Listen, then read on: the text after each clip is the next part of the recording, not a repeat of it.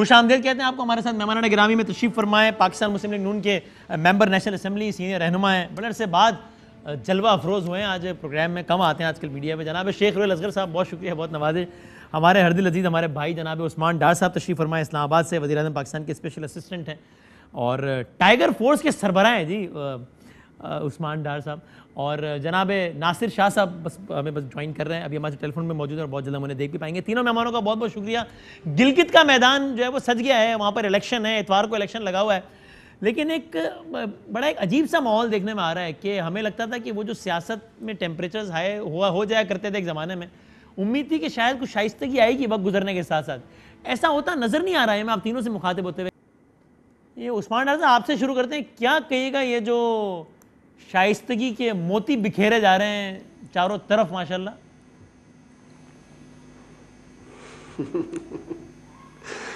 ویسے آپ نے بڑے زبردست کلپ ڈھونڈے ہیں. میں آپ کی جو ٹیم ہے جس نے اس پہ ورک کیا ان کو بھی ضرور مبارکباد دینا چاہوں گا. شکریہ. اور میں آپ کی ٹیم کا شکریہ ادا کرنا چاہوں گا کہ اس کام کے لیے زیادہ محنت نہیں کرنی پڑی ہمیں, چاروں طرف ایک کلپ آرام سے دستیاب سب. میرا خیال ہے اس میں تینوں نے حصہ ڈالا ہے اگر دیکھا جائے تو. ہم نے اسی نے سب کا دکھایا ہے. آغاز آپ سے کرنے کا مطلب ہے کہ گورنمنٹ کی رسپانسبلٹی ہمیشہ باقیوں سے زیادہ ہوتی ہے نا.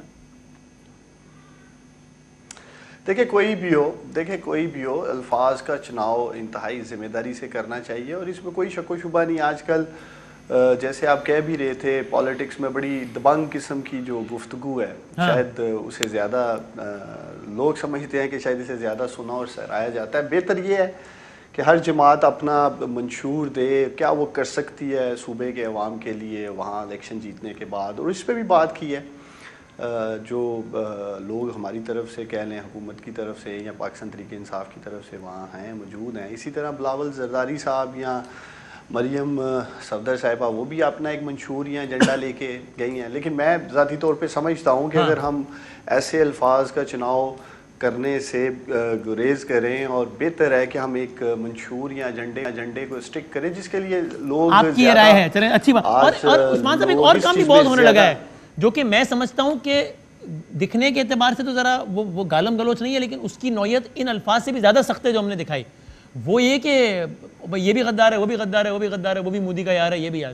اور اس پر آپ حیران ہوں گے شاید یا نہیں ہوں گے پتہ نہیں, ذرا دکھائیے گا. فردوس عاشق اعوان صاحبہ سے عمل کیا تو انہوں نے کہا کہ یہ چورن بکتا ہے تو بیچتے ہیں. ذرا سنیں آپ کیا کہا انہوں نے, سنائیں فردوس صاحب. اینٹی انڈین جو ہمارا سینٹیمنٹ ہے پاکستان کے عوام کے, وہ چورن سب سے زیادہ بکتا ہے. یہ بات ٹھیک ہے. تو جو دکان پہ سودا سب سے زیادہ بکتا ہو لوگ اسی کو زیادہ بیچتے ہیں. آج کل گورنمنٹ یہی کام کر رہی ہے. گورنمنٹ نہیں کر رہی, سارے کر رہے ہیں. سیاست کے اندر آپ کو پتا ہے کہ مودی کا یار ہونے کے الزام سارے نہیں لگا رہے, صرف گورنمنٹ لگا رہی ہے. اینٹی انڈین کا اس کا چورن گورنمنٹ بیچ رہی ہے, اپوزیشن نہیں بیچ رہی. ڈار صاحب کوئی اور چورن ڈھونڈ لیں یار, یہ بڑا خطرناک والا ہے. بکتا ہے بات صحیح ہے لیکن ذرا ڈینجرس ہے تھوڑا. دیکھیں غلامی, میں تو سمجھتا ہوں کہ اب وقت آ گیا ہے کہ غداری کی بھی ڈیفینیشن کلیئر ہونی چاہیے کہ غداری آتی کس زمرے میں ہے. دیکھیں اگر ہم بات کر رہے ہیں تو ہماری تو یہ کہنا ہے کہ دشمن کا نیریٹو یا ہندوستان جو بات کر رہا ہے بنیادی طور پہ اداروں کے خلاف, پاکستان کی عظیم پاک فوج کے خلاف زہر اگلتے ہیں, اور ایک آنکھ نہیں باتا پاکستان بھارت کو, یہ پوری دنیا جانتی ہے. صحیح بات ہے. تو پاکستان کے اندر ہوں پاکستان کے باہر ہوں, جو لوگ بھی پاکستان مخالف بیانیہ رکھیں گے, ریاست مخالف بیانیہ رکھیں گے, اداروں کو توڑنے کی بات یا اداروں کو کمزور کرنے کی بات کریں گے, تو اس کانٹیکسٹ میں غداری کی بات کی جا سکتی ہے. لیکن اب اپوزیشن والے, میں دیکھ رہا تھا چند روز قبل, یہ بھی فلور آف دا ہاؤس غداری کے فتوے دے رہے تھے, غداری کے سرٹیفکیٹ بانٹ رہے تھے کچھ پارلیمنٹیرینز. تو وقت آ گیا ہے کہ غداری کی بھی ڈیفینیشن پہ بات ہو جانی چاہیے کہ غداری آتی کس زمرے میں ہے. کیا ہوتا ہے جو آپ فردوس عاشق اعوان صاحبہ کی بات کر رہی تھی وہ بہتر بتا سکتی ہیں کہ وہ کس کانٹیکسٹ میں کہہ رہی تھی.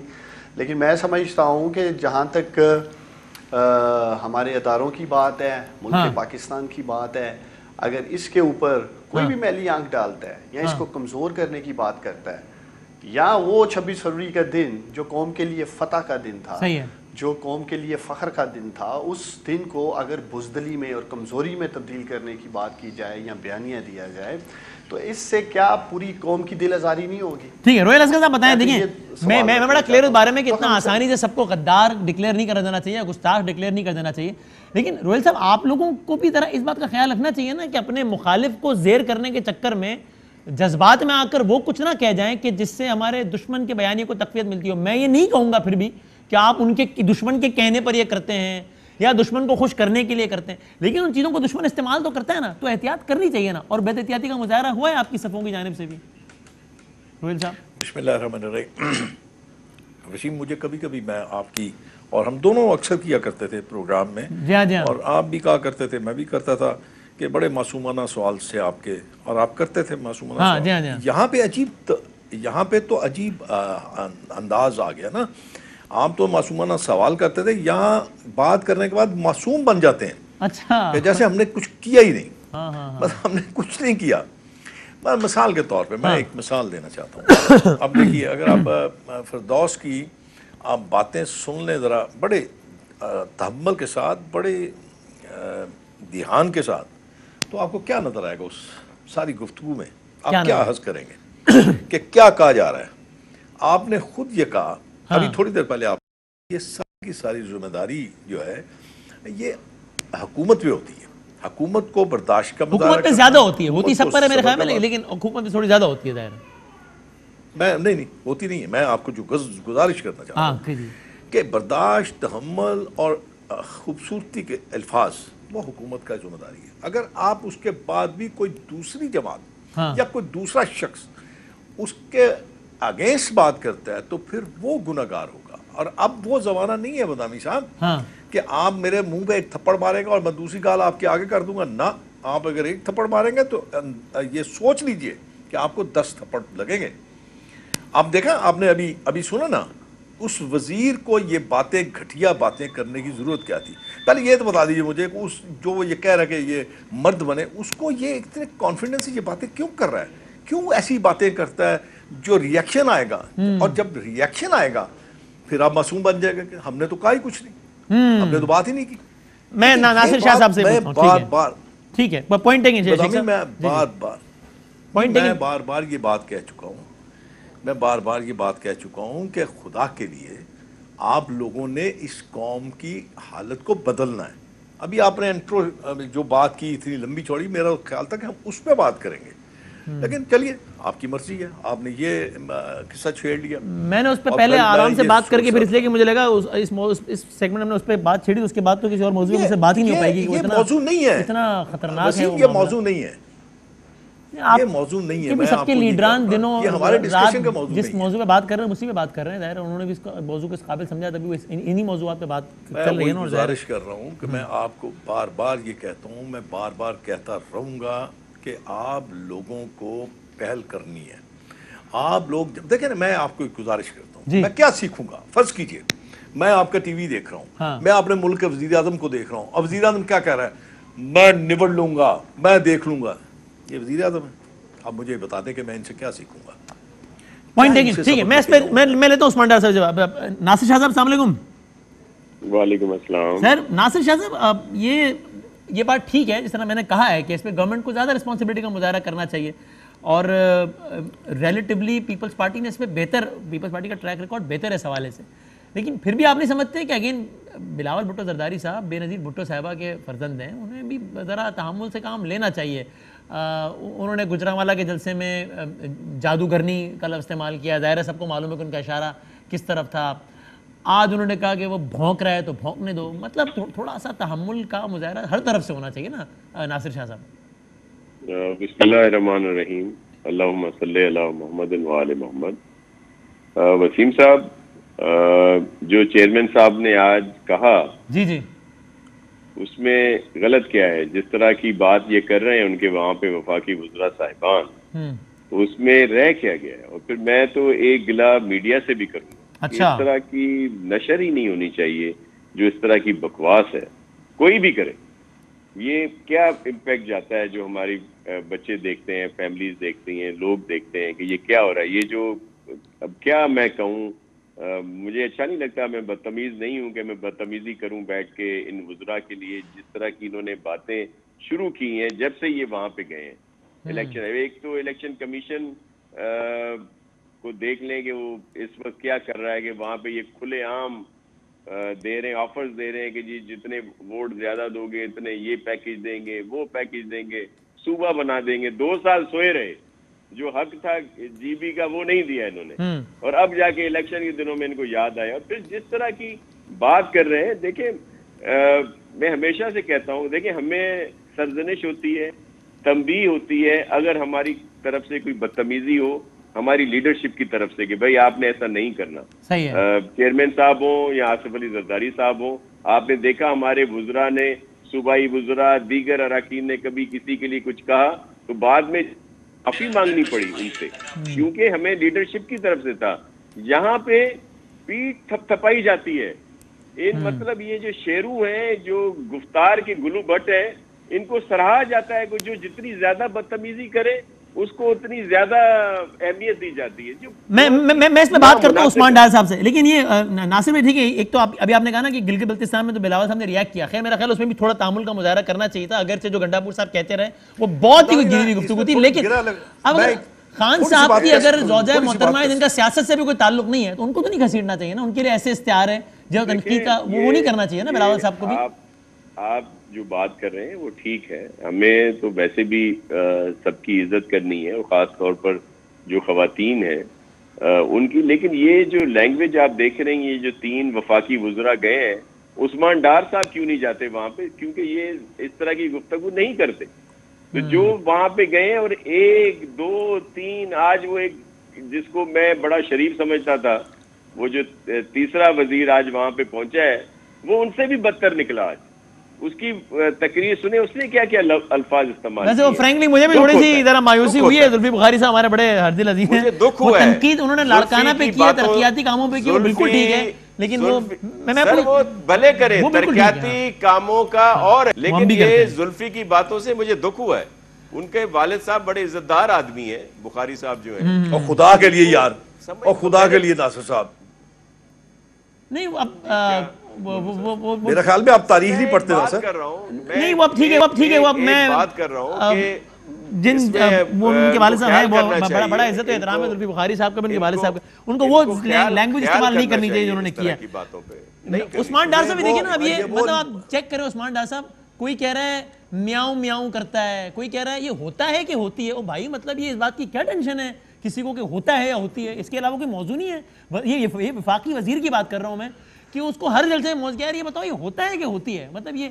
اور پھر کسی خاتون کا نام نہیں کہنا کہ یار ایک بات ہے خوبصورت تو ہے یار, پھر لوگ تالیاں بجا, واہ یہ کیا کر رہے ہیں ہم, یہ کیا ہو رہا ہے عثمان ڈار صاحب, خوبصورت تو ہے, تالیاں بجا رہے لوگ. دیکھیں وسیم, چاہے پیپلز پارٹی والے ہیں, پی ایم ایل این والے ہیں, جیسے یہاں آپ حکومتی بینچوں سے دکھا رہے ہیں کس طرح کی گفتگو کی جا رہی ہے. میں آپ کو پہلے بھی کہہ رہا تھا, ہم سب کو مل کر ذمہ داری کا مظاہرہ کرنا چاہیے. عام آدمی جلسوں میں اپنے مسائل کے حل سننے کے لیے آتا ہے, چاہے وہ پیپلز پارٹی کے جلسوں میں آ رہا ہے, چاہے وہ پی ڈی ایم کے جلسوں میں آ رہا ہے, چاہے وہ حکومتی جلسوں میں آ رہا ہے سننے کے لیے.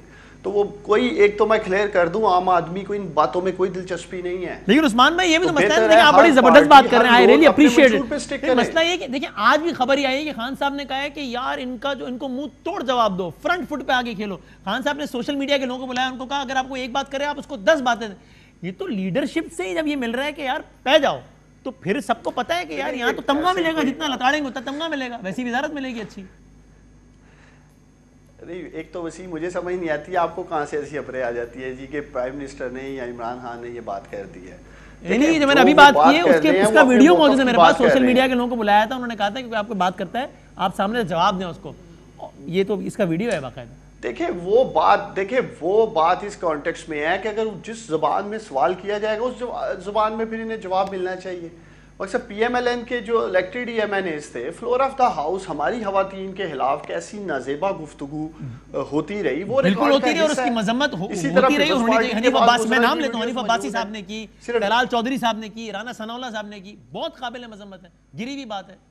میں بالکل اس میں کوئی شک نہیں. سیالکوٹ سے بھی ہیں, ایک نام لینا بھول گئے ہیں آپ, خواجہ آصف صاحب کے بالکل صحیح کہہ رہے ہیں, انہوں نے شیریں مزاری صاحبہ کے حوالے سے کہا, بالکل ٹھیک کہہ رہے ہیں.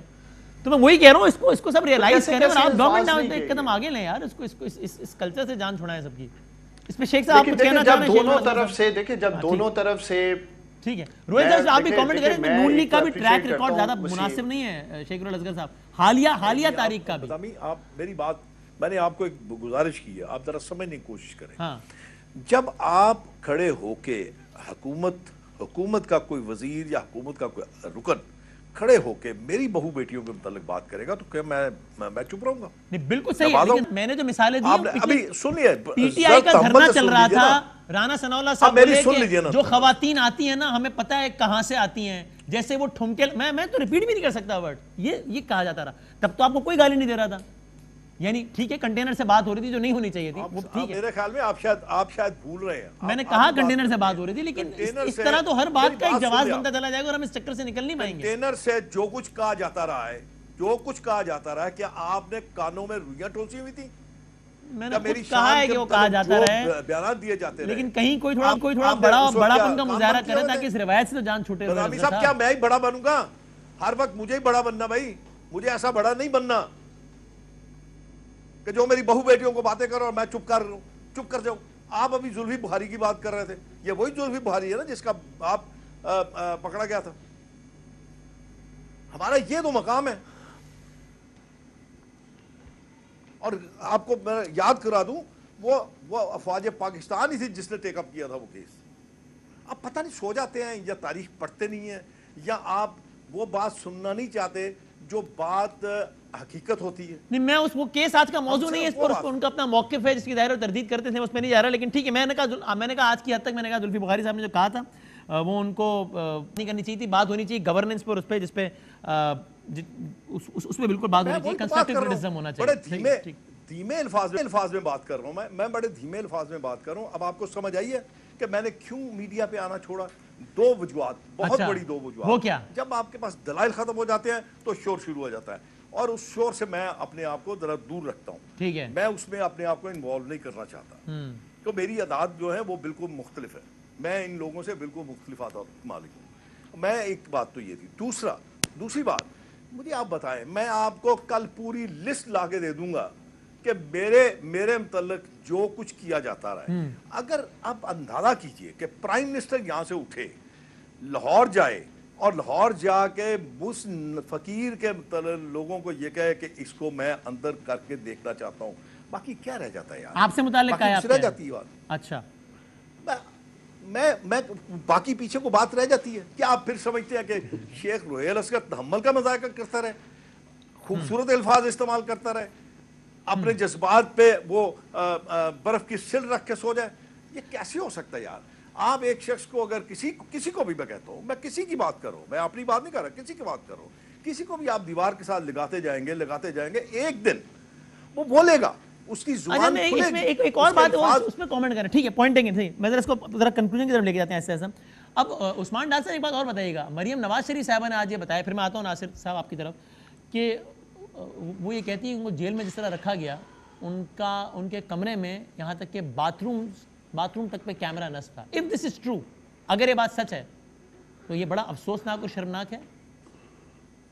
ڈار صاحب نہیں, ہو ہی نہیں سکتا, یہ تو ایک ون سائیڈڈ بیانیہ جس کی وہ میں نے سیدھا لفظ اف لگایا. لیکن آپ کو یہ بتا دوں عثمان بھائی, ابھی 6 دن پہلے تک نا آپ کے منسٹر سارے کہتے تھے نا اگر آئی جی کے ساتھ کچھ ہوا ہے تو وہ کہتے تھے ہو ہی نہیں سکتا. ہم کہتے تھے یار فرض کر لو اگر ہو ہی نہیں سکتا, بھائی ہوا ہے, رپورٹ آ گئی سامنے, پتہ ہوا تو تھا. لیکن میں سمجھ تو اس بات پہ تو خیر ایک بات کرنا کیا, اب کیمرے کہاں لگے اس پہ بات کرنی ہے, لیکن جو اگر ایسا ہے تو قابل مذمت ہے. ایک لمحے کو سوچنا ہے, میں تو حیران ہوں, ایک لمحے کے لیے کہنا ہے مذمت ہے, شرمناک ہے, قابل مذمت ہے, شرمناک ہے. کیمرے کیوں لگائیں گے؟ اگلے چند روز قبل تو شہباز شریف صاحب کے بارے میں بھی کہا جا رہا تھا, رانا ثناء اللہ صاحب کا سٹیٹمنٹ ہے, آن ریکارڈ ہے, کہ شہباز شریف صاحب کہہ رہے ہیں جی میرے بھی باتھ روم میں اور پتہ نہیں کس جگہ کیمرے لگا دیے گئے ہیں. ایک تو یہ بیان دیتے ہوئے بھی نہیں سوچتے ہیں. اس میں کوئی غلط اصل دیکھیں جو بات روہیل اصغر صاحب نے الزامات لگائے ہیں, روہیل اصغر صاحب نے جو الزامات لگائے ہیں جی کہ پرائم منسٹر نے یا عمران خان صاحب نے کہا ہے لاہور جا کے انہیں فکس کیا جائے, ایک تو مجھے یہ سمجھ نہیں آ رہی کہ ان کا ہر دوسرا جو MNA ہے یا لیڈر اٹھتا ہے اور کہتا ہے جی مجھے فکس کرنے کا کہا جا رہا ہے، اور مجھے یاد نہیں پڑتا میں نے کبھی بھی اتنی میٹنگز کا میں حصہ ہوں، بیٹھتا ہوں، ہوش میں رہا کرے اور ہوش کے ساتھ باتیں سنا کرے. یہ بات ناصر صاحب نے کہی ہے. سن لیں کون سی بات؟ تھوڑا سا نا دھیان سے گفتگو سنا کریں. جو میں الفاظ کہوں گا میں اس الفاظ پہ قائم رہوں گا. جو الفاظ میں نہیں، ہاں میں نے یہ کہا ہے کہ عمران نے ٹی وی پہ بیٹھ کے منہ پہ ہاتھ پھیر کے یہ کہا ہے کہ میں دیکھوں گا نپٹ لوں گا. میں نے یہ کہا ہے، یہ بات جو کی ہے یہ ناصر صاحب نے کی ہے کہ یہ، بلکہ وسیم بادامی نے یہ بات کی ہے. کون سی بات کی بات ہو رہی ہے کہ جی اس نے کہا کہ ان کو اسی الفاظ میں جا کے ٹکر جاؤ. کون سے بات کی بات ہو رہی ہے؟ آپ نے بھی بات کی ہے. کس بات؟ یہاں آپ نے بات کی ہے. آپ کی بات کرنے کا حوصلہ نہیں ہے، نہ میرا استعمال کر رہے ہیں. آپ بات کمپلیٹ کر رہے ہیں، کیا بات کر رہے ہیں کمپلیٹ کر رہے ہیں. جی عثمان ڈار صاحب.